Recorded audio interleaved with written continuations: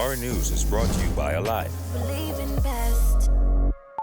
Tonight on Our News, the Prime Minister reveals how government plans to curb spending to stay afloat during the pandemic. A mother and daughter killed in an early morning fire. Plus, what does life look like after more than 4 decades in politics?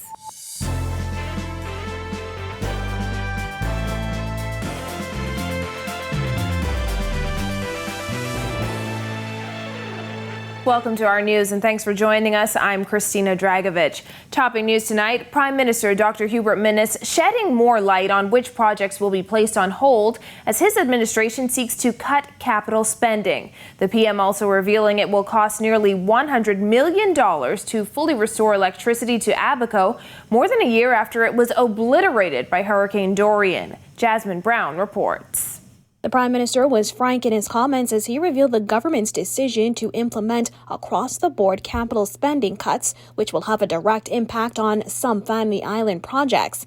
Minnis insisted the government has had to make some very tough financial decisions given the current state of the public purse. As a temporary measure, to avoid any further deterioration in our fiscal position, we are reducing new capital expenditure for the current fiscal year. Minnis, who was addressing the virtual 2021 Bahamas Business Outlook, says the government will explore alternative sources of funding for a number of those new projects. These projects include site works at the Exuma International Airport, the Long Island International Airport at Deadman's Key, the North Eleuthera International Airport, and upgrades to the Leonard Thompson International Airport at Marsh Harbor. Similar to the Lyndon Pinling International Airport model, the government intends to aggressively implement a public-private partnership program to complete these capital projects. He said the works represent approximately $150 million in infrastructure and will support increased airlift to the Family Islands as tourism rebounds. As it relates to Family Island development, the Prime Minister also confirmed that the restoration of electricity on Abaco in the aftermath of Hurricane Dorian is set to cost the government some $90 million.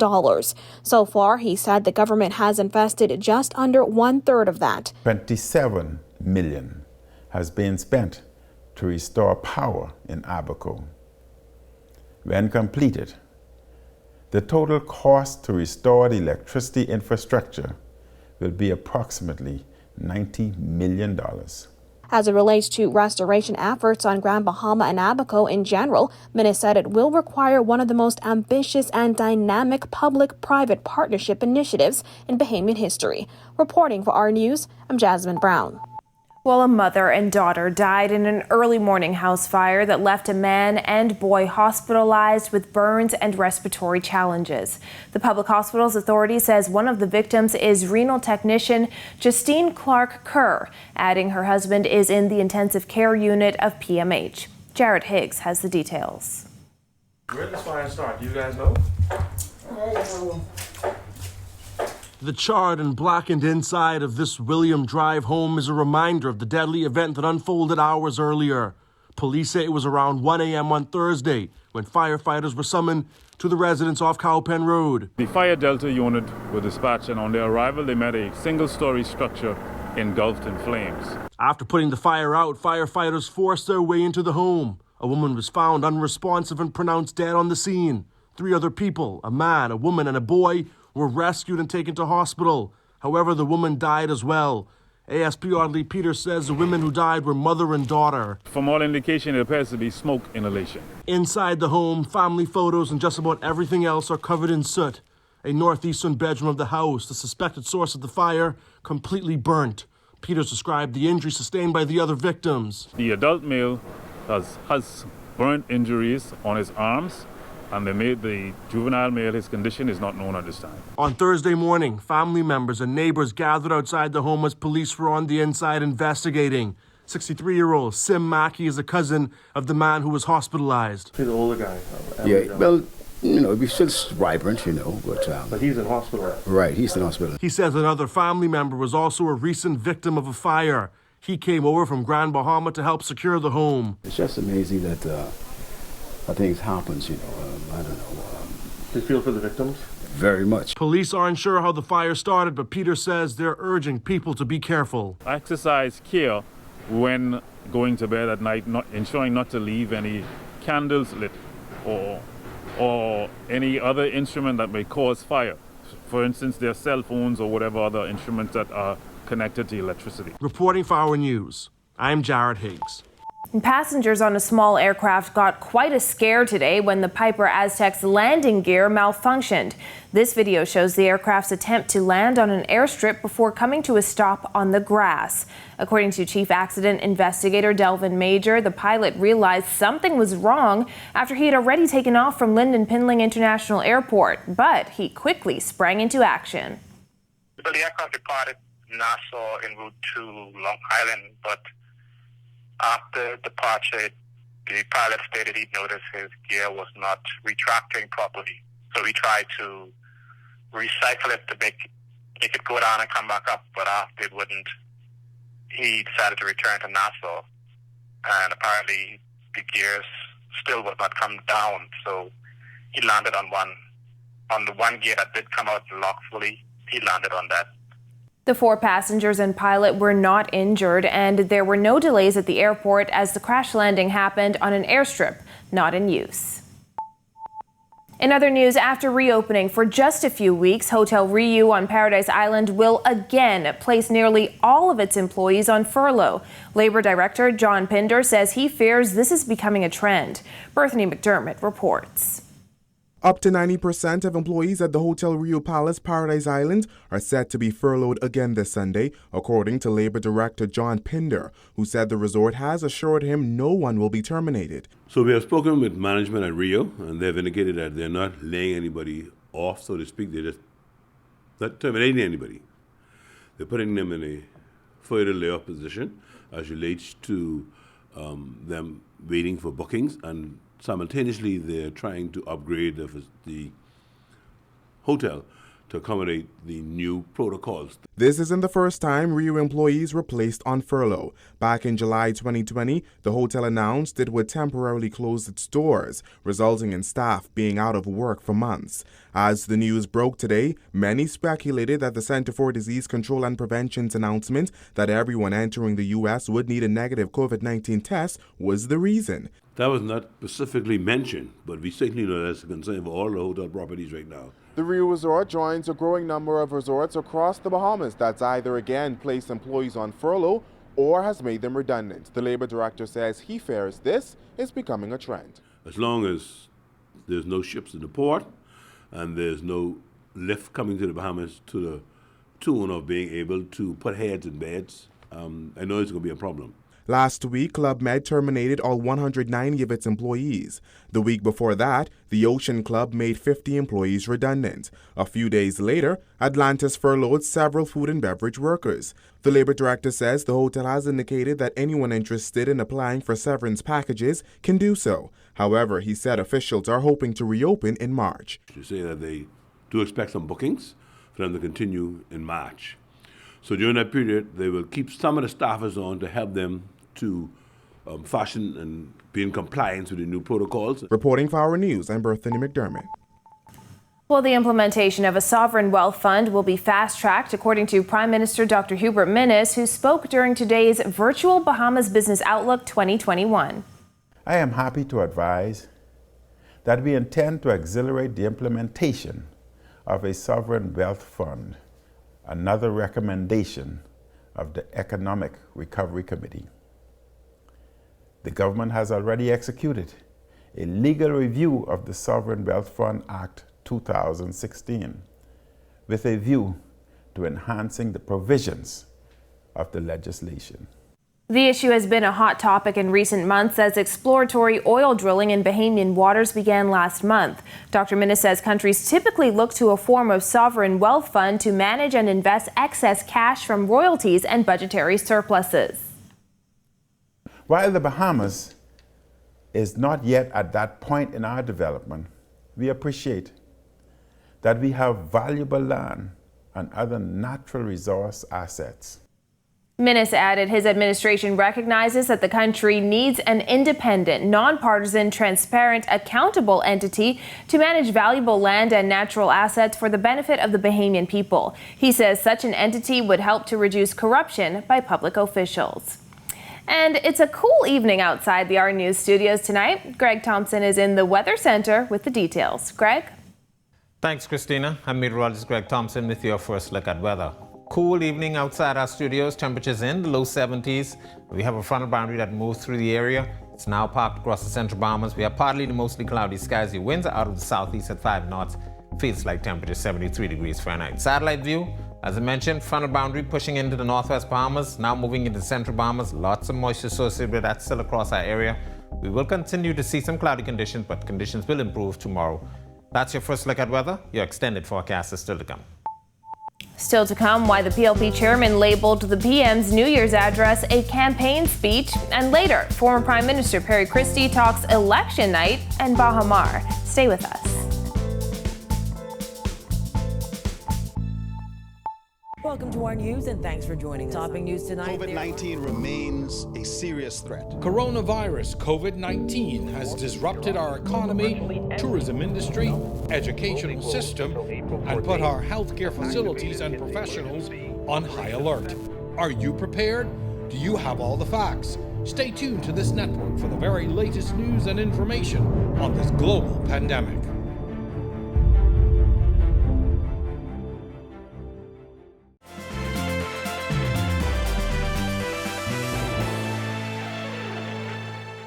Chairman of the Progressive Liberal Party, Fred Mitchell, calling Prime Minister Dr. Hubert Minnis's New Year's national address a campaign speech, lacking the one thing he says Bahamians were really looking for: hope.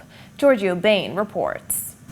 During Tuesday's national address, Prime Minister Dr. Hubert Minnis announced the establishment of a recently developed COVID-19 vaccine committee and declared that the end is in sight for the Bahamas' fight against the virus. Mitchell said the speech only fueled speculation that an election is near. He has denied that he intends to go to an early election. Well, fine. He has a credibility problem on all of those issues, of course. But the fact is, it was a campaign speech. It was devoid of content, substantive content. He's only able to say that the vaccine, for example, is going to come soon around the corner. So that is a promise which the Bahamian people can't really rely on. Mitchell says he expected a message of hope, but the national address missed the mark. Many people thought that it was not a useful address because what you really want out of such an address is some sort of hope. And hope was lacking in the address. It appears. Mitchell added the Prime Minister's announcement that unemployment and food assistance will only be extended through the end of this month highlights the country's dire financial circumstances. The problem that the country has, it has a cash flow problem. It is severe. I think that the government is not being frank about the extent to which this debt problem exists and the cash flow problem exists. We get little inklings of it when the Minister of Works, for example, tells us that he has to stop a sidewalk project that's less than $20 million and he can't continue it. Reporting for Our News, I'm Giorgio Bain. Ahead of a new CDC policy that will require anyone entering the U.S. to have a negative COVID-19 test, some American tourists say it's just another barrier. Meanwhile, taxi drivers fear it could deal another blow to their business. Bethany McDermott has that. Visitors we spoke to described the new CDC policy as another hurdle for American tourists. Oregon resident Benjamin Richardson, who is here on vacation, says while it can help in curbing the spread of COVID-19, he sees it as a barrier. It's more or less you cannot just go on vacation. You have to jump some hurdles. I told her on the day we're going, oh man, we really had to want this because... But that's not the only thing making vacationing for tourists in the Bahamas a bit more difficult. While you're here, you have to go on the 5th day and get tested again. So if you're only staying for a short amount of time, it takes part of the time away from the vacationing. And then you have to check in every single day, and do the questionnaire to make sure that you're not sick, which is good, keeping everybody healthy. But from a vacation standpoint, you're vacationing to get away from COVID, and you can't. For example, today we started filling out all this paperwork and found out we didn't have to fill it out. and we had to find our own place to get tested today. It is not very clear how and where to get the tests on our side. So when you get it, sometimes you can, like we got the wrong test at the first. On Tuesday, the Center for Disease Control announced that effective January 26th, all passengers entering the U.S. would need a negative COVID-19 test. The CDC noted that testing before and after travel is critical to slowing the spread of COVID-19. Taxi cab union president Wesley Ferguson says this will impact stakeholders in the tourism industry, including taxi drivers who he predicted will take a hit. They are inviting these people here. So they ought to be able, the government ought to be able to put in certain protocols in place to make it easier, to make it the Bahamas an attractive destination, not just by sun, sand, and sea, but they should make it easier for tourists to get into the country and out of the country, because, you know, the government of the Bahamas also have a lot of hurdles. We also asked residents who gave mixed reviews. While some say this will definitely have an impact on our tourism product, others say it won't. Most definitely it will have an impact, because I work at Atlanta, so I know it's having an impact. I've been laid off now from March. I haven't worked for going into a year right now, so definitely has an impact with tourists coming in to the Bahamas. Reporting for Our News, I'm Berthany McDermott. Still to come, why the WHO is encouraging vaccinations over the next 100 days. Plus, the UB Mingo's on track. Stay with us.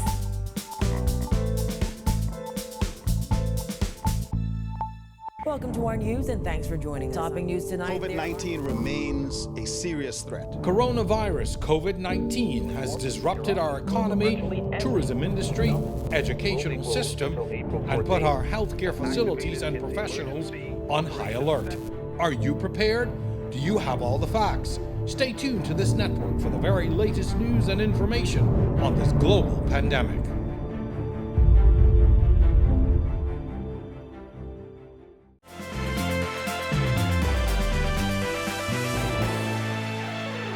This is Our News. Welcome back. Nearly 4 years after the 2017 general election, former Prime Minister Perry Christie is reflecting on the day he lost his Centerville seat and the wonderful developments in his family life following his defeat. He also sat down with Vonique Toot to discuss Baha Mar and how he hopes to be remembered. In this second part of Our News special report, a closer look.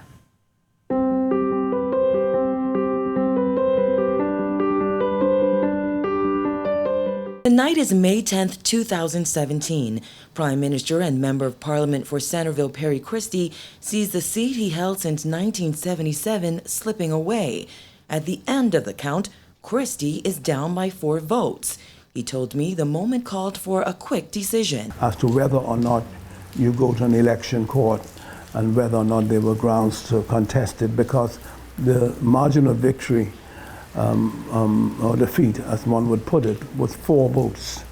That's 2 people voting another way. Despite the disappointment he may have felt, the country's second longest serving elected parliamentarian decided it was time to walk away from frontline politics. We then made a decision that we had had a full course of experiences in public life, that I had spent most of my time away from my family, and that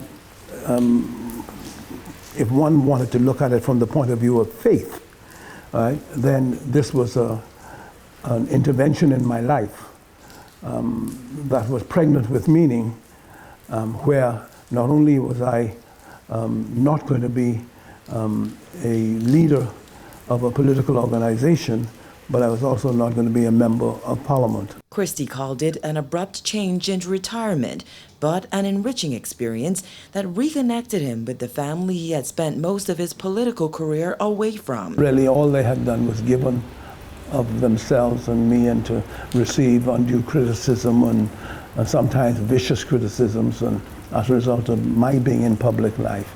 And so hopefully we were rescued to a great extent from those experiences, and therefore we were able to look at internally and develop new levels of relationships. In rediscovering his relationships, the former Prime Minister also stumbled upon an unlikely love that has kept him up some nights. My daughter introduced me to Netflix, and all of a sudden I started watching the series, and when you finished it, you felt like you lost your best friend, or whoever the hero was. All right? You have to go through withdrawals from those programs. However, don't write the 77-year-old off as a binge watcher. He has also spent considerable time in his home gym with friend turned political opponent turned friend Hubert Ingram as his motivation. I had a reputation of just being able to do these things non-stop. Wow. I used to joke and say, I put Hubert Ingram's face before me. Then there's his longtime passion of Jonkanu. It warmed the original Valley Boy's heart when group members presented him with this work of art in honor of the 2019 New Year's Day Jonkanu Parade. They did this and made a presentation to us, the surviving founding members. In retirement, Christie has reconnected with old friends and fellow group members. Now, as he looks to the future, the statesman said it was very important for him to reflect on what he has accomplished in his life. A source of pride for him is the tremendous effort it took to ensure the then troubled multi-billion-dollar Baha project came to fruition following a bankruptcy filing and court battle. He recalled staying up until 3 a.m. some mornings in negotiations with Chinese officials. We were really had a great sense of gratitude at the constructive way in which the China Export-Import Bank and really the government of China, despite all of the controversy and all the criticism, that they all came together to help the Bahamas reach the point where Bahama became a real investment in our country. And we regretted that Sarkis Ismailian, who was who designed the project, could not see it through to its conclusion. The former Centerville MP also was proud of urban renewal, which sought to empower youngsters in the inner city. He said it is his hope that future governments would see the importance of building on the good their predecessors put in place instead of changing course. As for how he chooses to be remembered, Christie says as a prime minister who recognized the value of proper planning. One who recognized the need, okay, to be wise in making decisions. And one who understood the value of planning. You cannot govern this country by making decisions from the seat of your pants. Reporting for Our News, I'm Vonnie Tude. Tonight in sports, the University of the Bahamas Mingos get the track season started and the latest from our basketball players abroad. Here's Marcellus Hall. All right, thanks a lot. Welcome to Our Sports, everybody. I'm Marcellus Hall. Let's get you caught up on what's going on as far as local sports is concerned. Some track and field activities on the weekend that saw the UB Mingos getting their track season underway. Let's see exactly how that turned out. UB Mingos opening the track and field season in earnest over the weekend at the T-Bird Flyers track meet, Thomas A. Robinson National Stadium. The Mingos picking up 3 wins on the track with other strong performances. Danya Roberts won the open men's 400 meters in a time of 50.75 seconds, besting the field by almost a second and a half. Joel Forbes from Quick Step Athletics placed second in 52.05 seconds. Roberts got off fast and was relaxed on the chilly home stretch. In the open women's 400 meter, Romika Josie opened her season with a strong quarter mile despite the cold evening at the stadium. She took the event with a time of 109.82 seconds. In the open women's 400 meter hurdles, Gabrielle Shannon, she returned to that event. After taking off a season, she returned with a strong performance as well, winning the event in a time of 111.55 seconds. On the field, Keanu Roll had a good opener. He took third place in the open men's long jump, popping a jump of 6.70 meters, or right around 21 feet, 11 7/8 inches on his second jump. On to some basketball news. We have 2 Bahamian hoopsters struggling all the night, at least in terms of wins and losses. Kai Jones in number 4th ranked Texas taking on 15th ranked Texas Tech on the evening. Max McClung of Texas Tech will hit a jump shot with 3 seconds left, and that would spell disaster for Texas. They go on to lose 79-77. If you're wondering about Kai's performance, he played just 15 minutes in the ball game, finished up with just a couple of points and a couple of rebounds and assists. Matter of fact, 3 points, 2 rebounds in the game for Kai Jones. On to the NBA, where Buddy Hield and the Sacramento Kings found themselves in action, taking on the Portland Trailblazers.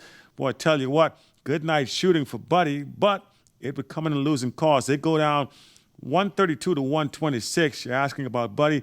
Well, here's how he did. Made 8 3-pointers on the evening, finished up with 26 points, 6 rebounds, and 5 assists. Kings will be back in action later on this week. Their next game comes your way when they face off against the LA Clippers. And that's your check on sports here on this Thursday. Don't forget, the Locker Room returns tomorrow. Be sure to tune in for that tomorrow evening right here on Oz TV at 6:30. That's your check on sports. I'm Marcellus Hall. Back to you. Thanks, Marcellus. When Our News returns, Greg has the latest on a cold front moving in. Stay with us. Welcome to Our News, and thanks for joining us. Topping news tonight. COVID-19 remains a serious threat. Coronavirus COVID-19 has disrupted our economy, tourism industry, educational system, and put our healthcare facilities and professionals on high alert. Are you prepared? Do you have all the facts? Stay tuned to this network for the very latest news and information on this global pandemic.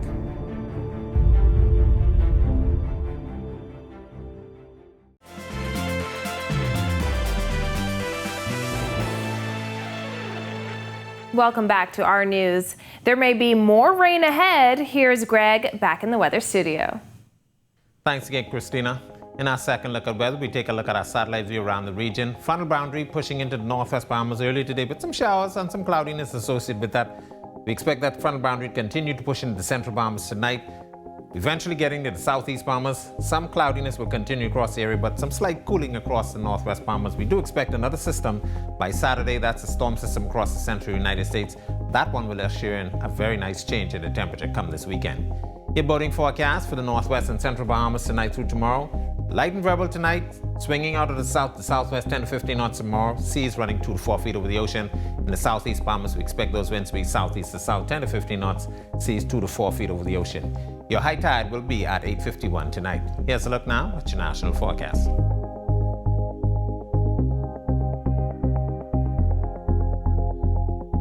A look now at your extended forecast through Tuesday.